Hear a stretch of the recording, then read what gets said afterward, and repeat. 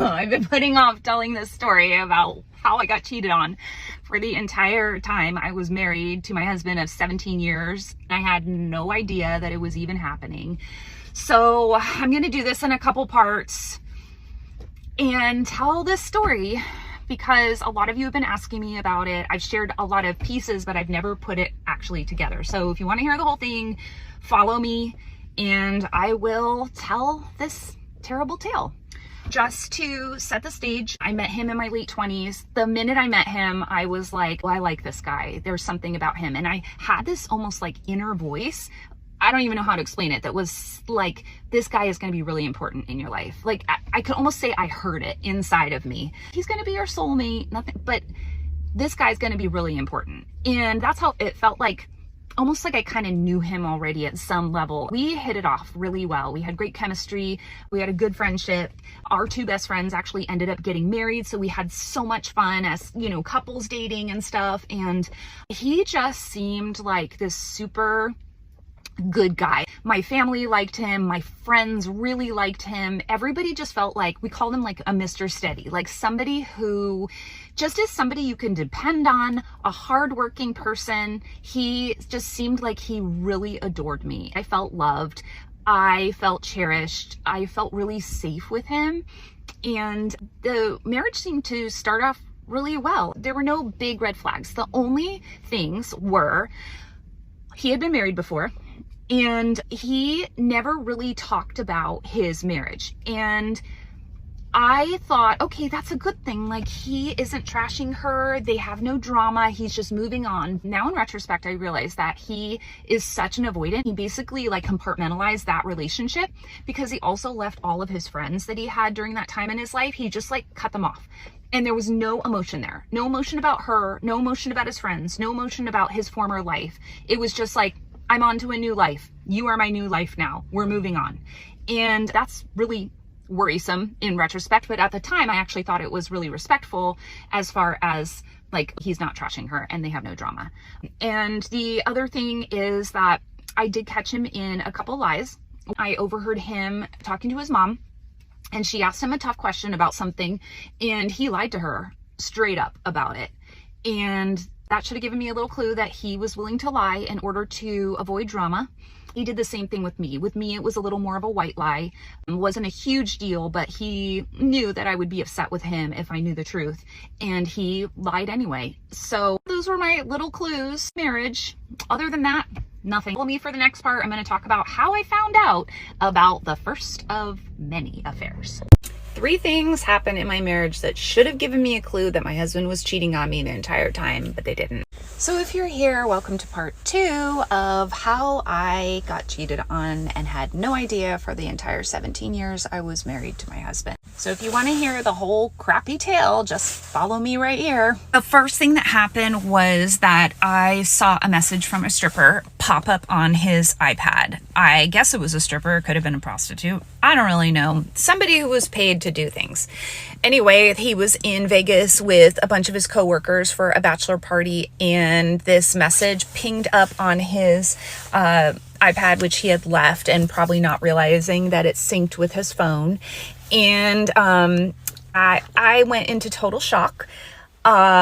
I just remember I lost all the feeling in my limbs and my head and felt like I was going to faint. And I started shaking so violently, I could barely dial my best friend's number.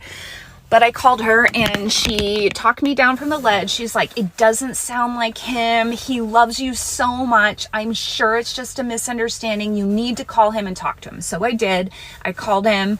He had the explanation that it wasn't somebody for him. He was setting up the stripper for the party, which, I wasn't super stoked on because who wants to know that your husband's watching a stripper, but it was a bachelor party in Vegas. So it made sense to me and I let it go. Okay, second thing happened farther into the marriage, maybe like 10 years. For some reason on his phone popped up a picture of a girl that he had saved in his photos. And I had a real hit, like a intuition hit, like it felt wrong. Something felt wrong. It wasn't a sexy picture, but it was somebody I didn't know. There was no sort of explanation about who it could have been with. Like, she wasn't with people I knew, and something felt really off. And I actually didn't say anything for a couple days. I kind of sat with it because I kind of went into a panic feeling. And anyway, after a couple days, I did ask him, who is this? And he just said, oh, it's my friend's wife. Don't worry about it. It's like, it was a joke picture that he sent me. I don't know. In retrospect, the explanation makes no sense. But at the time, I was like, okay, whatever. And I let it go, probably because I didn't want to face anything. And the final thing that happened during our marriage was a little more subtle, but it was just these big behavior changes. And I've talked about this in other videos before. So he would go through these periods of time where all of a sudden, like a switch, he would just stop wanting to have sex very often. And he would get really mean to me. His temper would flare. And for like no reason. And he'd also be really distant from me. And it just made no sense. And like one time we were on a trip with a bunch of friends and he was treating me so badly. And I was like, what is happening? I have no clue. And we get in this big fight about it. And he's like, well, maybe we should just get a divorce. And I'm like, wait, what? Like, it just so came out of nowhere. So this was a pattern that happened multiple times through our marriage. And then finally, when everything came out, it all kind of started to make sense why this was happening. So finally, I get up to the juicy part of finding out about the big first affair. And I'm going to talk about it tomorrow. If you're a mom, you're really going to hate this because it involves my kid. The way I found out that my husband of 17 years was cheating on me the entire time was so sad to me because I found out through my son. So about 6 months before I found out, things were getting really hard between us. Our pretty good marriage up until that part was kind of falling apart. He was being so mean to me. He was being very distant. He was working all the time. And I just didn't know what was happening. And when I would go to him and ask, he would just shut me down. So one night, my teenage son came into my room right before bed and he's like, Mom, I need to talk to you about something. Oh, it's hard to talk about. And he came in and he said, Mom, Dad left his phone in the car and a message came up on it and it said, babe, how was your day? And I think Dad's having an affair. And I said, oh, okay, well, I'm sure there's an explanation. You know, I just like tried to smooth things over. I'm like, I'll talk to Dad, don't worry. But inside my heart, I knew that was probably the reason why things had gotten so tough. So in the saga of how my husband of 17 years was cheating on me the entire time and I had no idea, it started to get pretty intense. So my son had seen a text from his girlfriend saying, babe, how was your day? And my son came to me and told me about it. It was the worst thing. And I had to wait another day until my husband came home from work. I had to wait until he came home. As soon as he left the house, I went into his work bag, took out his iPad because the man just doesn't ever remember that his phone syncs with his iPad. This is literally how I caught him before talking to a stripper. So on the iPad, I found 6 months of texts. They were having an affair and I actually know who she is. She worked for us. We had an investment property in another state and she was the property manager. So I knew that they had a working relationship. I never thought anything about it, partly because she told me that she was 8 months pregnant. Now, because she was in another state, I only saw her on, an iPad or whatever, never thought anything of it. She had like 3-4 kids, something. She was married. And I just never thought there was an issue, even though when I was out of town one time, my husband told me that they had gone out to lunch together. Again, thought nothing of it because she was 8 months pregnant. Ew! But of course, that was actually a big fat lie and she was not pregnant at all. Then once I found all these messages, I knew this was happening. Then I had to wait again until he went to work. He works 24 to 96 hour shifts. So I had to wait as soon as he left the next day after the worst 24 hours of my life. I also contacted a lawyer and the lawyer told me you need to file for divorce because it'll put an end on your finances, because if he's having affairs like this, then he's probably spending spending a lot of money and you don't even know about it. So then I found out that he wasn't even actually at work. He was actually traveling to see her in another state. I thought he was at work. He was with her. So now I'm waiting 4 days for him to come home, knowing he's with her, knowing this information, but I don't want to call him because then he's with her. And it's like, I know he'll just run to her. And then what if I don't have contact with him? Whatever. I wanted him back in the state. I wanted to be able to have contact with him before I talked to him about it. So I figured out what flight he was on. The minute he got off the flight, I started clocking it and figuring out, okay, he's probably in his car, blah, blah, blah. So I call him and he's driving and I just said, hey, I need you to pull over. And he freaked out because he was like, what's wrong? Is it the kids? I'm like, don't worry about it. Just pull over. So he pulls over and I'm like, okay, gig's done. I know you're having an affair. And he started to deny it. I was like, don't even. I saw all the texts and I know everything. And he just kind of stopped and was like, okay, what do you want me to do? So if you want to hear the next part of how my life fell apart, just follow me and listen to the whole Jerry Springer next part. So when I found out that my husband of 17 years was having an affair, I immediately went to my therapist. And one of the first things she said to me was, just be aware there's probably going to be more secrets that come out. And at the time I was like, no way, this has got to be everything. There can't be more. I know that he was faithful to me up to this point. Well, there was more. Anyway, we started having these little brief, very tense conversations. And I did go to him and say, hey, I feel like I deserve to know if there were any other affairs. And he got the weirdest look in his face. I don't know how to explain it, except he almost looked like demon possessed.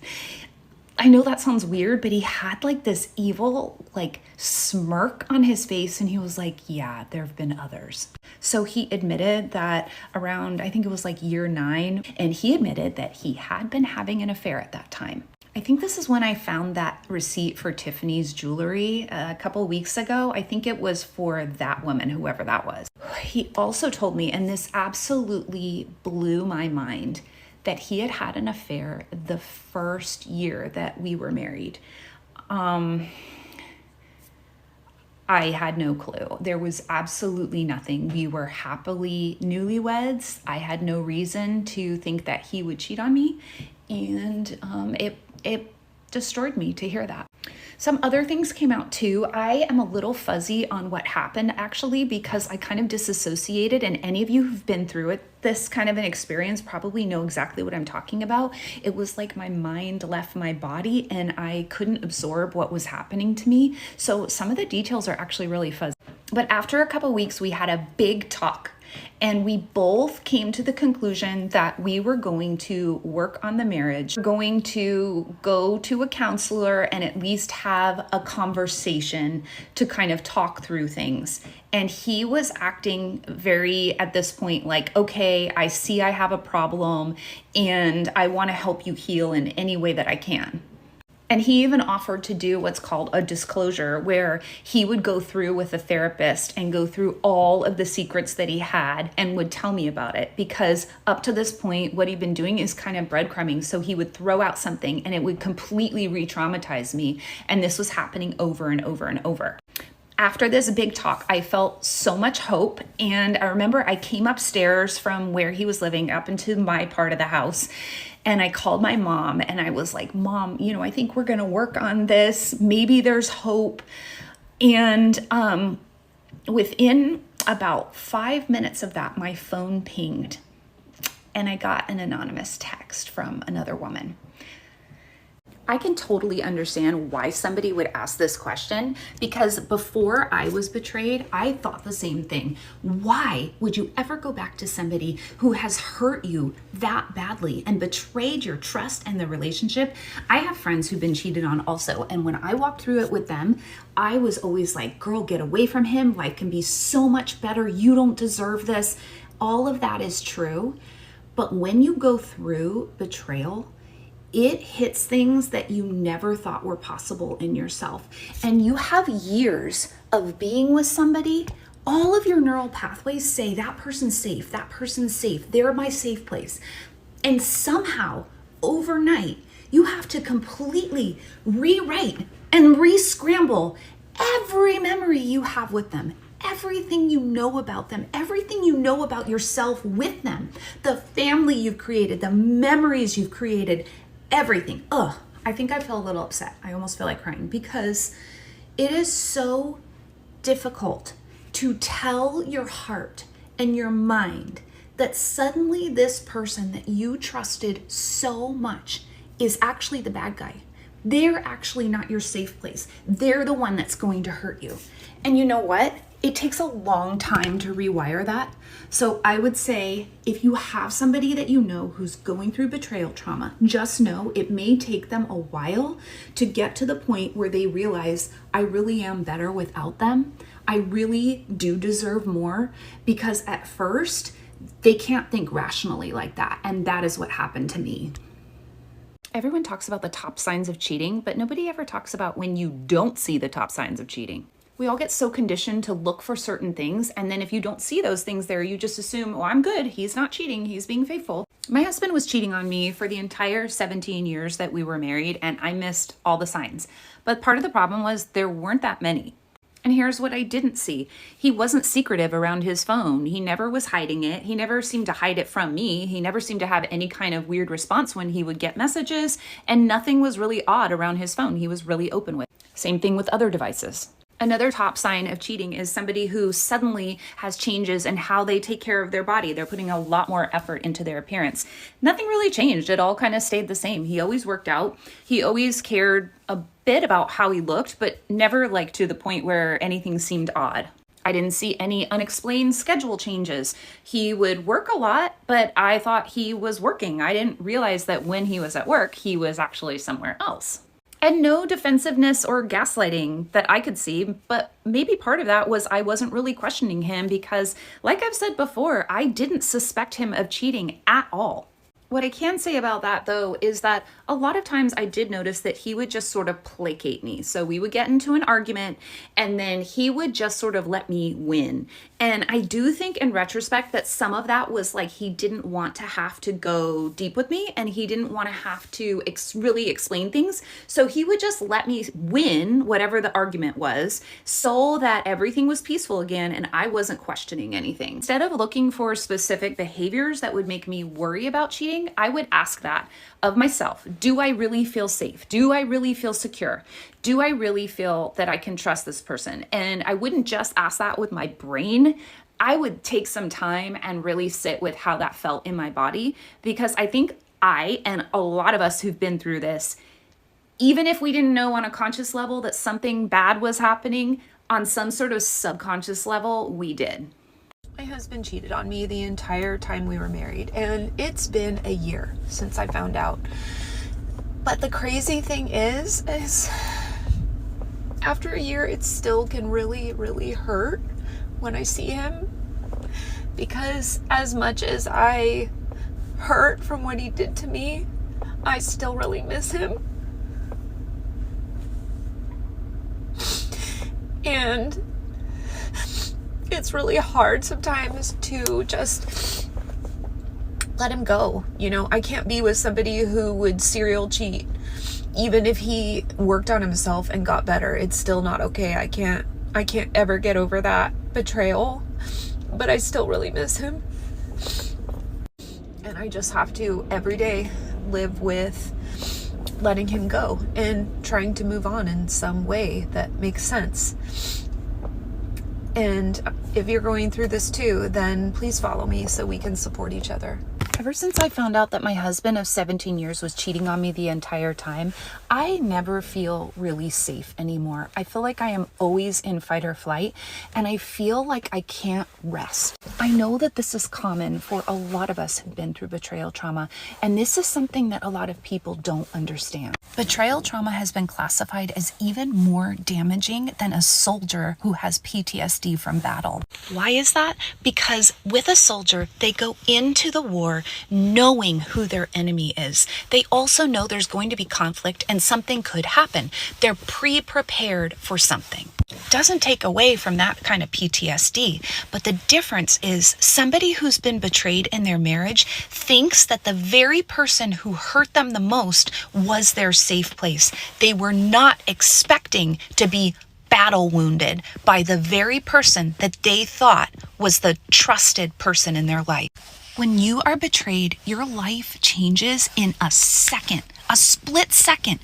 All of a sudden, everything you knew about your life changes and nothing can be trusted anymore. People need to understand that this is a major trauma and it takes a long time to start to feel safe in your body again, and it takes some real work.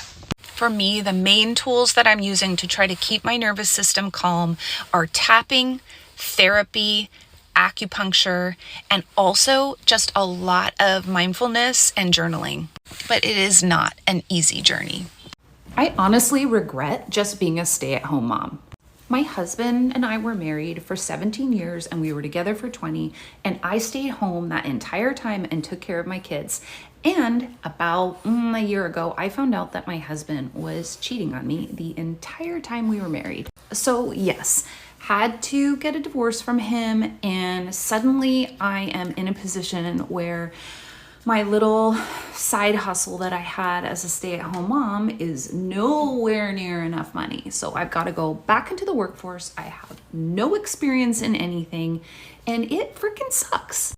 Today I cleaned my neighbor's house and I hunted for jobs today, and it's just no fun. I will tell my daughter not to be a stay-at-home mom only. If you want to be at home with your kids, which is amazing and so good for their development, you have to keep up with your job skills. I didn't, and I highly regret it. And if I was doing it all over again, I would try to stay home with my kids, but I would only stay home part-time. I would make sure that I kept up on my job skills. I would make sure I kept up with my contacts, and I would ask to be paid out for the work that I was doing with my kids, meaning have a retirement fund, have separate funds that are just mine. And if we were to get a divorce, knowing that that would be mine no matter what. I wasn't wise, but I hope you will be. I was married for 17 years and found out that my husband was cheating on me the whole time. And during that time, I was a stay-at-home mom, full-time with a small little side gig. And I have gotten some grief when I talked about this because people are like, hey, you should have known better. Don't give all your power to a man and don't let all your money come from him. And that's true, and I'm paying for that now. Now I have to try to get back into the workforce after 20 years of being out of it. But the fact is, like this comment says, a lot of times women stay home because it's the practical thing. When I got married, I was young. I didn't have a really established career. I'd done, retail, restaurant work, that kind of stuff where it's not a real career. It's just getting by money. Didn't matter. I was young, and so by the time we had kids, I could have been paying a childcare person, which is very expensive in my state, or I could take care of them myself and provide them extra care, extra love, a very stable foundation when my husband was working and gone all the time. He had a job where he was gone sometimes up to 4 days at a time. So I provided the stable life for my kids, and I don't regret this for them. I am so glad that I was able to be that parent for them, that I was able to provide that for them. And I think that's why they're doing so well, even with so much upheaval in our lives now. So we have to know, sometimes people make these choices to be stay-at-home moms, not because they're idiots, but because they want to do the best thing for their family. And at the time, it's what makes sense financially. That said, I still stand by what I said in my post yesterday, which is I wish that I had gotten a part-time job. I wish that I had kept up on my skills, because now I am paying the price and I have to, clean houses and do odd jobs and keep looking for a job in a market that's really, really difficult while trying to support my kids, while trying to take care of my broken heart. And it's hard. It's brutal. So my advice is stay at home if you can, but only part-time. Make sure you keep up with your skills, keep up with your contacts, Don't have all of your support coming just from your spouse. And also make sure that your spouse, you have an agreement with your spouse that they're going to be contributing throughout the time that you were a stay-at-home mom to a retirement account for you, to a payment account where you get paid out in some way for the work you have so that you can be investing that. And then when it's time or something happens, like what happened to me, where now I have to get divorced, you have something to fall back on that is yours and can't be taken away from you. Yesterday, I had to meet with my ex so we could talk about some financial stuff and kid things, and it went really well. We met in a coffee shop and we're just sitting there chatting, and I'm thinking to myself, wow, this is great. Like, we totally get along. We're not fighting. Like, I feel so lucky that we can have this working relationship. Not that it's totally comfortable, but like it was okay. And then his phone buzzed. This is as I'm talking to him. So I'm making eye contact, we're talking, and he looks down, opens his phone, and starts laughing. And obviously his attention has gone to his phone. I got so freaking triggered. My heart started racing. I started sweating. I started feeling panicky because it brought me right back to all the times when we would be sitting at family dinner, all of us sitting around the table, chatting, being a family, and his phone would buzz and he would look down and he would get that little smirk. And at the time, I thought it was his friends. He was texting with friends. And it's only in retrospect that I realized, oh, it was the girlfriend.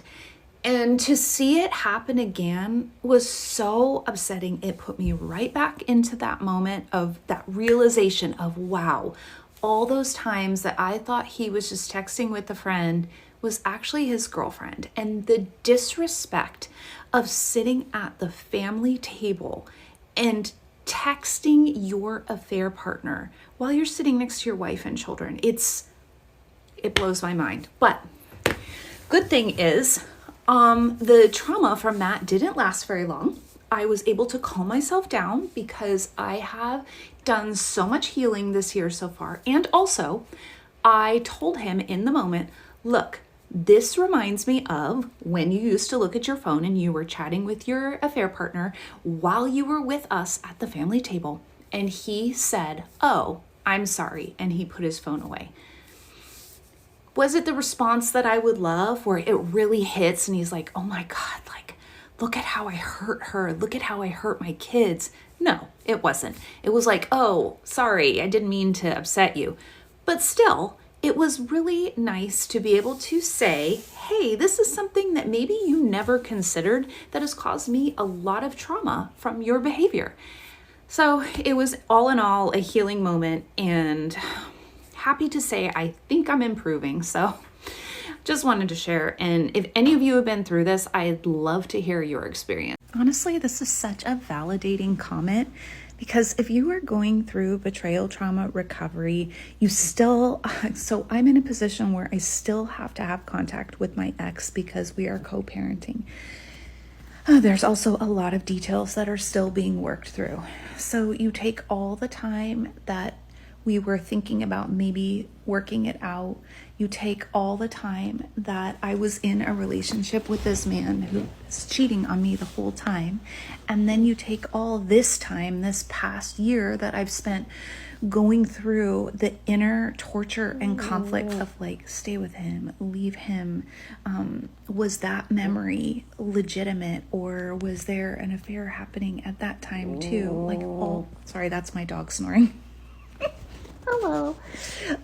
Anyway, it is a form of psychological torture. And this comment actually really touched my heart because I think it can feel, it's really hard when all the people you interact with don't really get it. And I know each one of you who's going through betrayal trauma, whether it just happened to you or you're like me and you're a year out now or more, you understand it is a form of psychological trauma and torture.